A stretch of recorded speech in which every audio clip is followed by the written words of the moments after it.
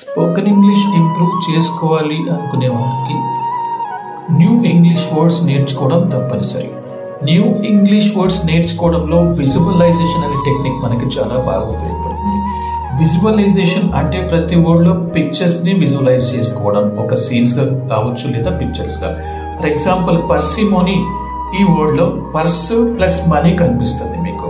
So పర్స్లో money పెట్టుకొని అసలు ఖర్చు చేయని వాళ్ళనే పర్సిమోనీ అంటాం అనమాట. అంటే extreme unwillingness to spend money, తెలుగులో పిసిని కొట్టుతనం, అతి తక్కువ ఖర్చు చేయడం అంటారు. సో నెక్స్ట్ టైం మీరు పర్సిమోనీ ఎక్కడన్నా మీకు కనిపిస్తే పర్సు ప్లస్ మనీ మీకు మైండ్లోకి రావాలి. Then you can understand the meaning of that. For example, he's a man of parsimony అంటాం, లేదా she was prized for her parsimony with resources. అంటే పార్సిమోనీ అంటే సులభంగా తక్కువ ఖర్చు చేసేవాళ్ళు లేదా పిసినారి అనే అర్థంలో దీన్ని